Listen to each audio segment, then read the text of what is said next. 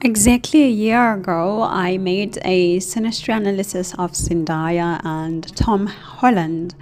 And in that SYNASTRY, I just couldn't understand how they were together for such a long time. After looking at their SYNASTRY, and even like this year, I'm looking at their SYNASTRY, and it's giving me like taking oil and adding it with water.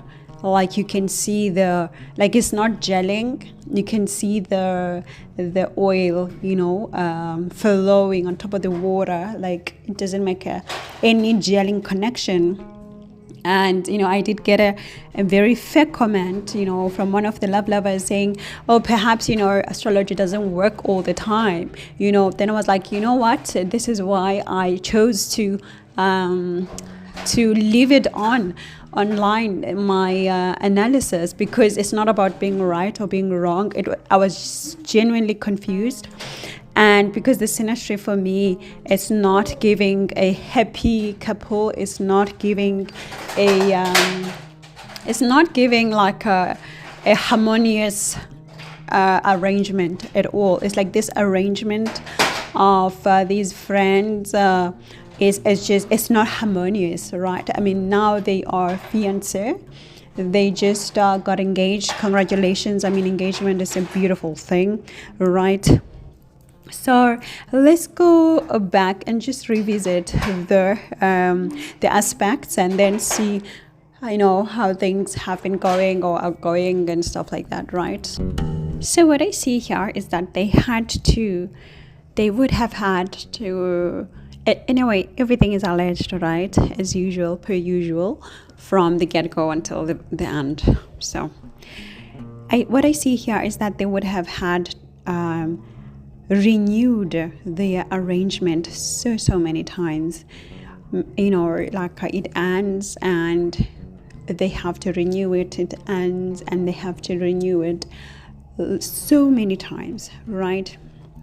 And of course, they have she has her Venus conjunct his Lilith, and in her 7th house, like I said so many times, anytime when I see Venus and Lilith, I always see an underlying need or motive, not just love, but deeper than that, or something else, or related to a fulfillment of a desire, like a fulfillment of a desire, right? I don't have the right words to describe what I'm saying, but there's always a deeper or hidden or an underlying motive, right? And they have it as well. And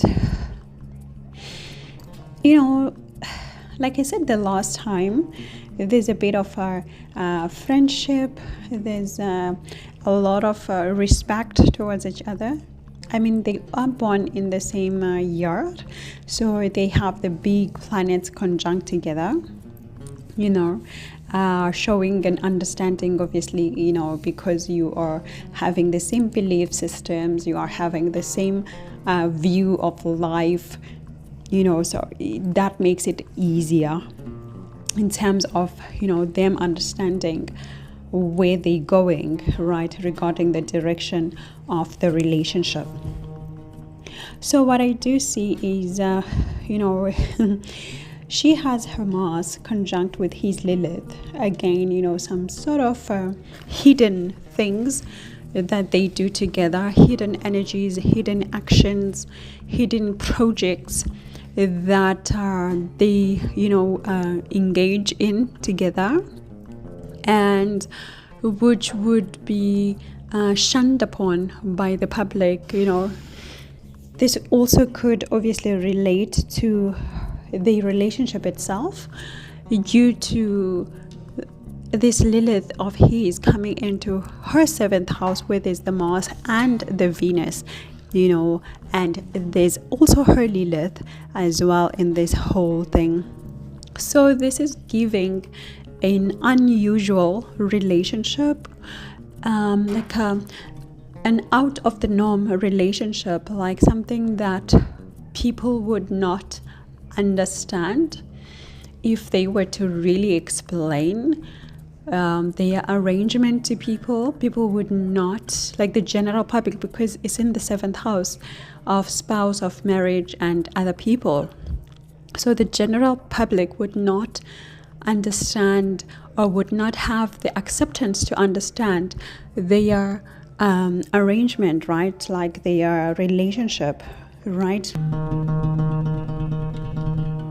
I also have his Venus in her 6th house, right, of Gemini as well, because he's got a Venus in Gemini, and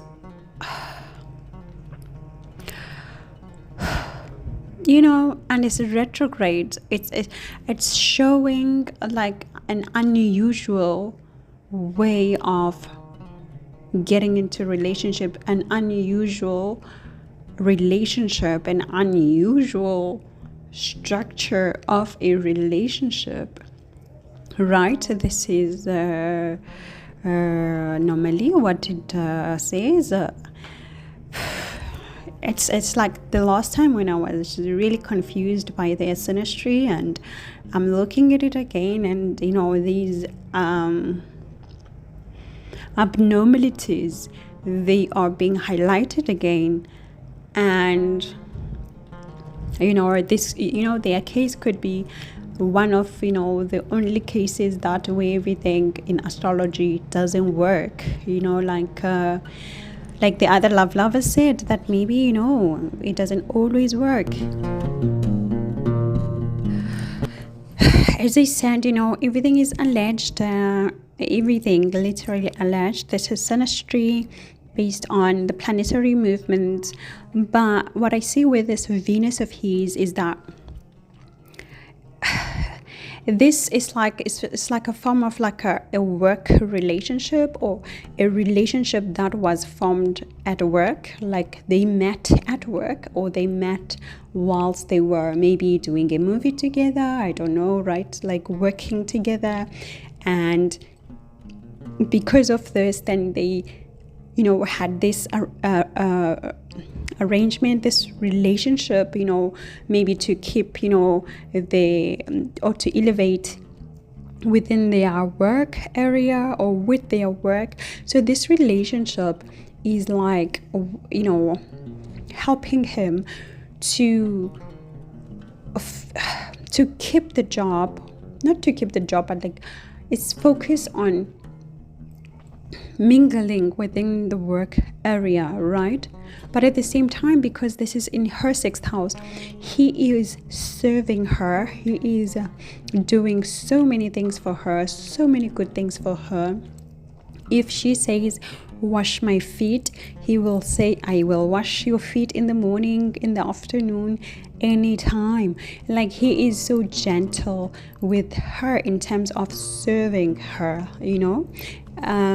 so it's a relationship of servitude. Like he's here to serve her, in this regard, right? But at the same time, he's got a vision with this relationship. His vision is to form a family structure that will also help him shine more or be respected within the cinema industry of movies, right? Because it's also facing his her 5th house of cinema, right?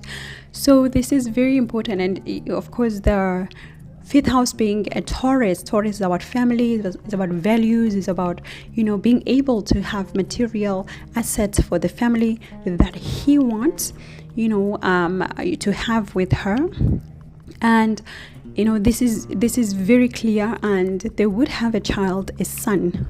Their firstborn will be a boy, and that's his vision. He wants to have children, he wants to have a family, like a traditional family, so to speak. He doesn't want like a like he doesn't want any just family. He wants a traditional family with values that is fixed, and which will also help him maintain some royalty, some respect, within the cinema industry, people, when they talk about him, even when they talk about their son as well, they will respect them, right? So this is visible as well. I also see that her moon is conjunct with his Mercury and Mars in Aries.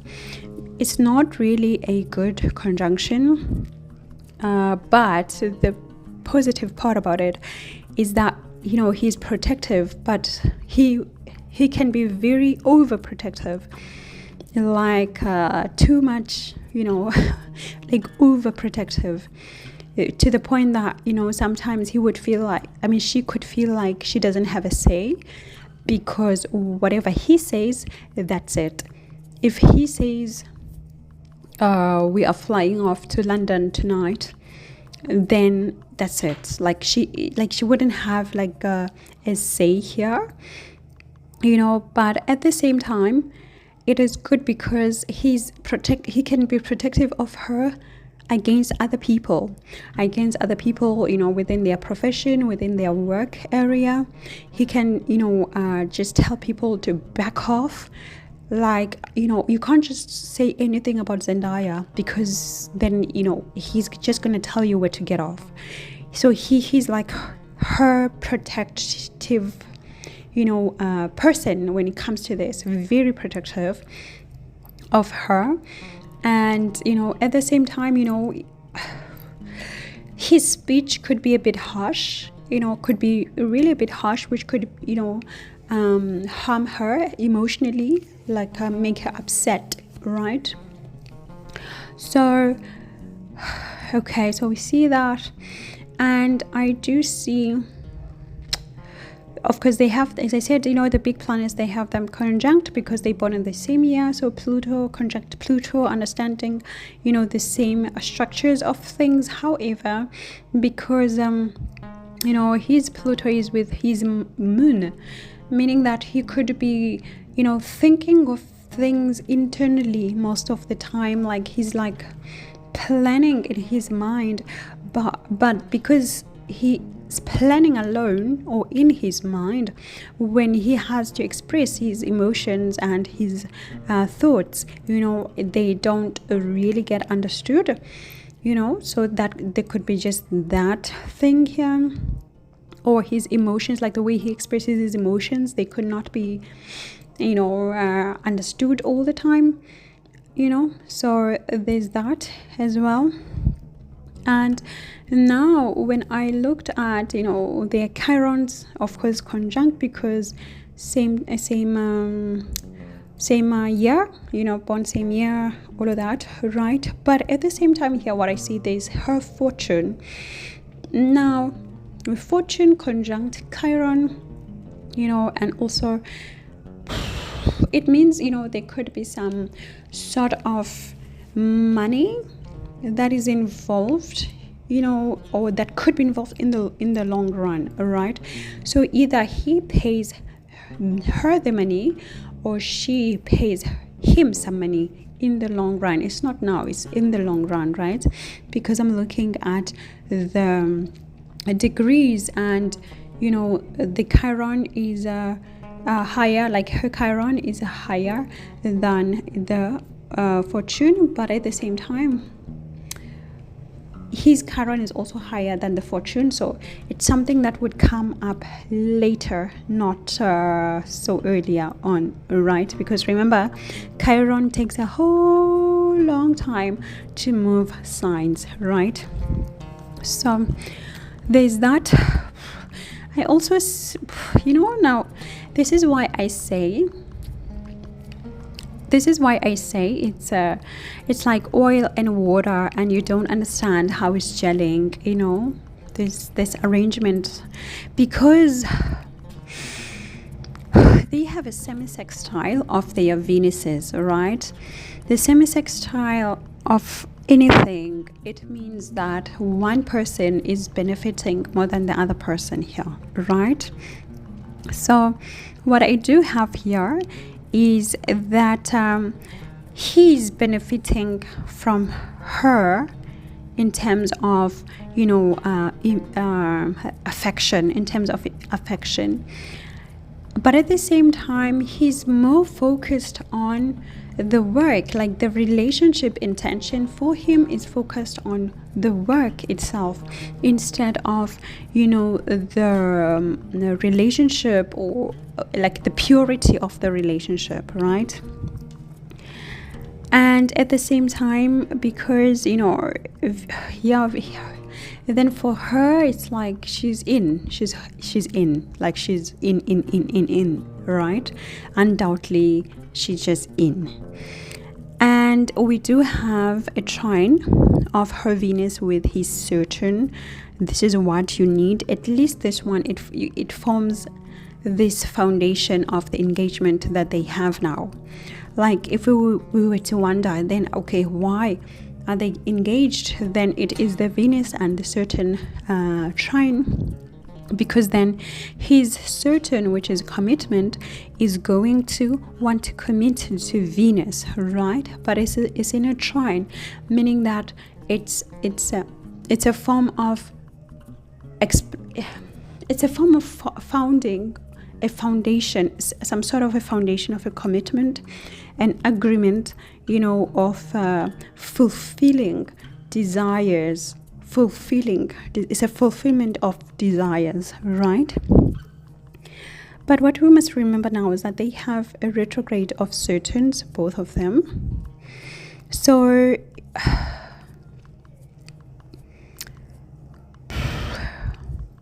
the focus is really about profession. It's like they spend most of their time at work or thinking about work around this relationship. So this relationship and their work, they the same thing.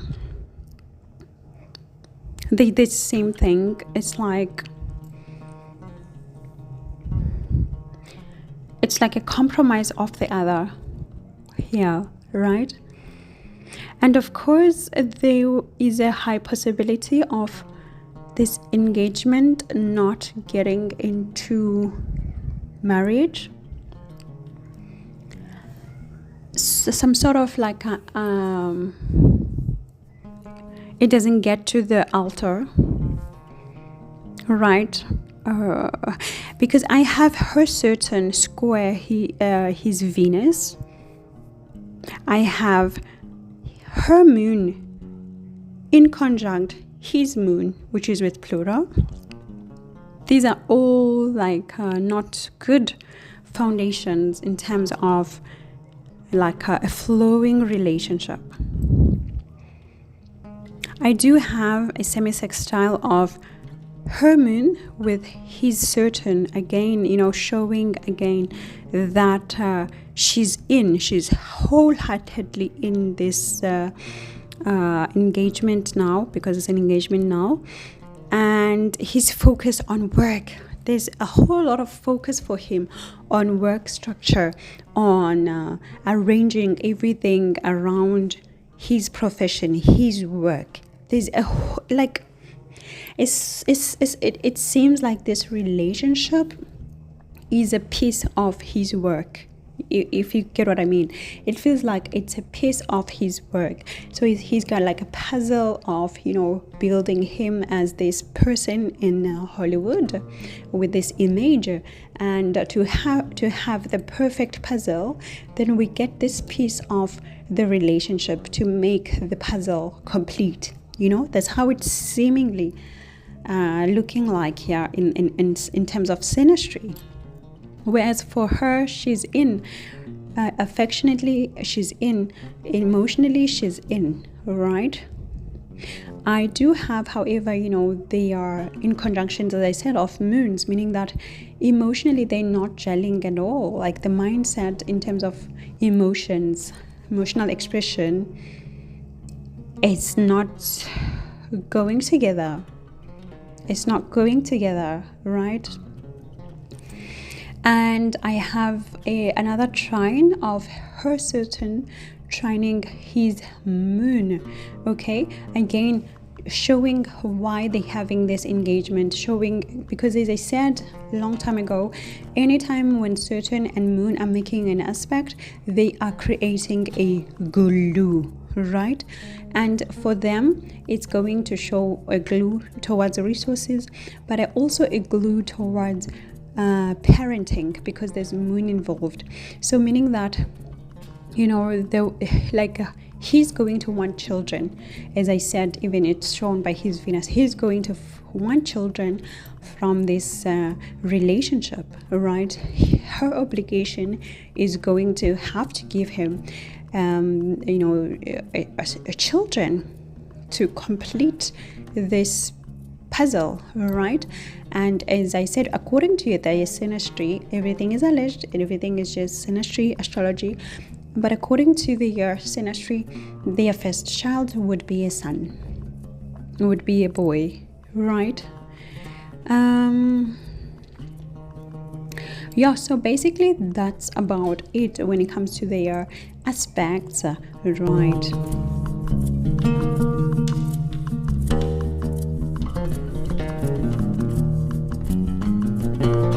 So when I look a bit of their timeline briefly, right, like in any relationship, in any other relationship, you know, I can see some sort of like a huge fight or whatever when they were around 27 years old, because at this time his progressing Venus was conjunct with their Ketus, right? And it would have, you know, it would have related to their profession or commitment itself, due to, you know, their Saturn being here as well. Saturn is all about commitment, and at the same time, because they're the same age, her progressing Venus was actually opposite his Mars and Mercury. So like argument, you know, regarding, you know, maybe their job or ending their arrangement or something like that, right?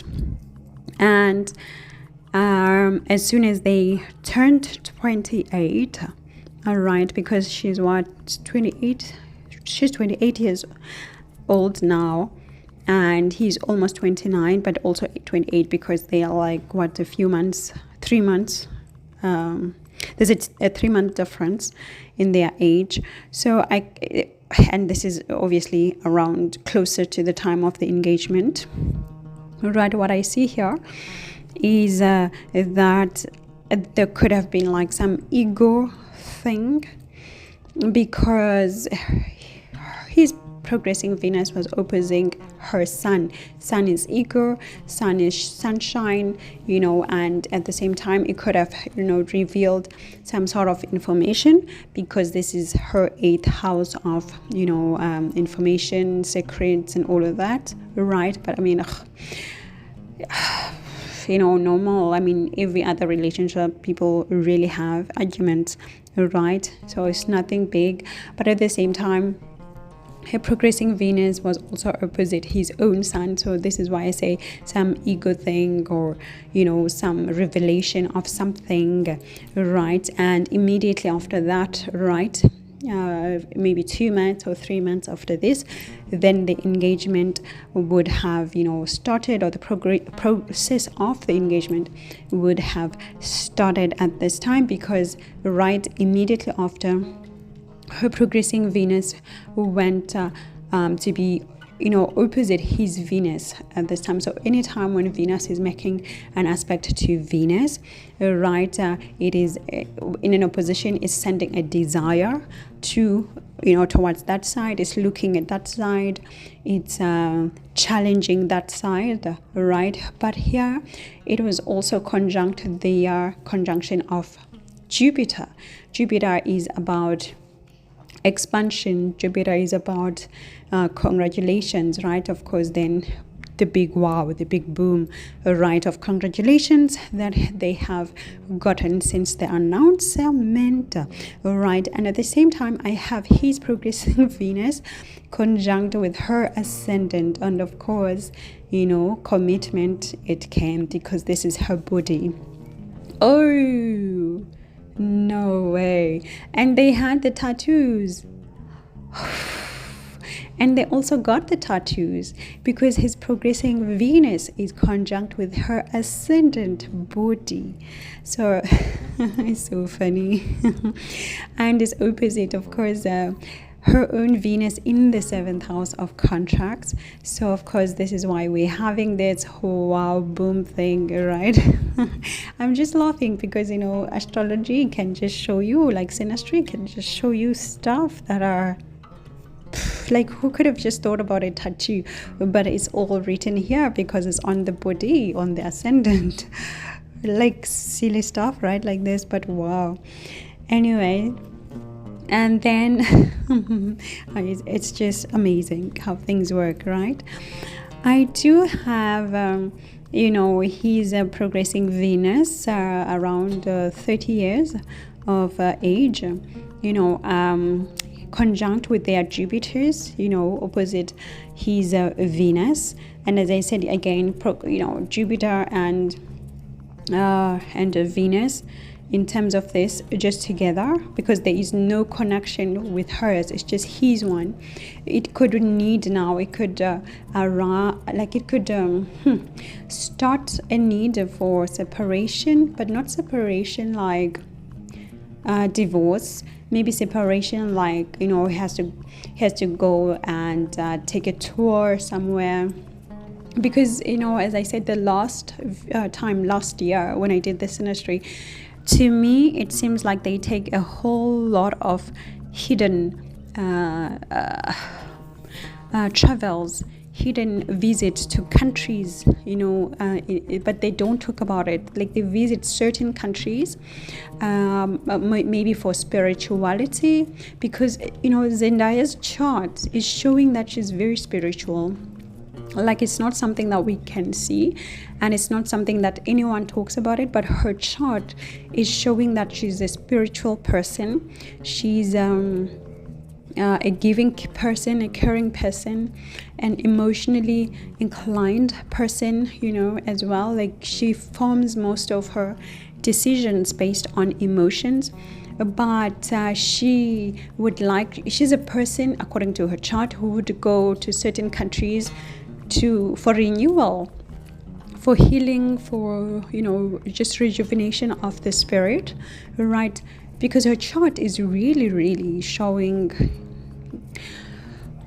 a spiritually inclined person, right? So at this time, around 30, maybe then, you know, they go away, you know, or she goes away, you know, a foreign retreat, you know, to visit maybe a spiritual guru, a spiritual person, you know. And then at this time, of course, then he has to stay behind because maybe he's working and all of that, right? So, and at the same time, her progressing Venus, who would be on her own ascendant, you know, opposing his Lilith and their 7th house. So, you know, this is why I say maybe that, you know, she goes, you know, somewhere to spiritually cleanse, or, you know, some sort of, you know,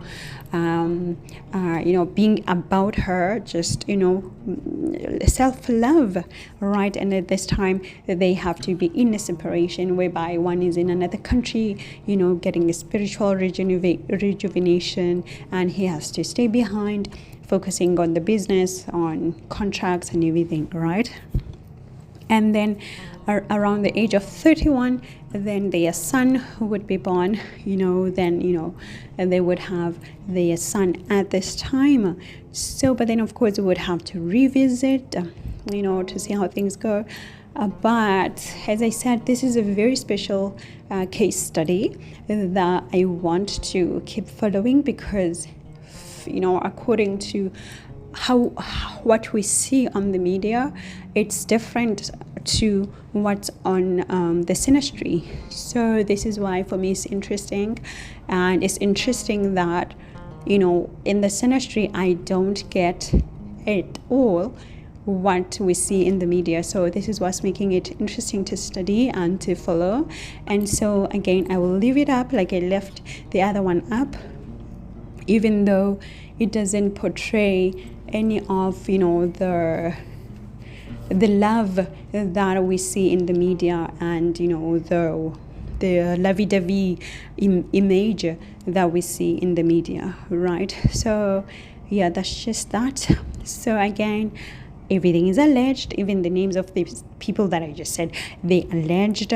And this is synastry again. And to calculate the ascendant, I am using a sidereal. So she's a Capricorn ascendant in the sidereal, which is totally different from all the Western tropical uses, right?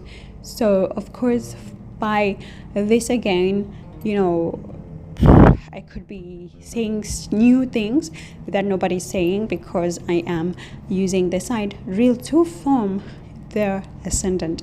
However, everything else is quite similar. We use the same Chiron from the West tropical, because in sidereal they don't use such things, and Lilith and all of that. Otherwise, I'll chat to you soon. For now, I must say a bientôt. Ciao, ciao, ciao, ciao.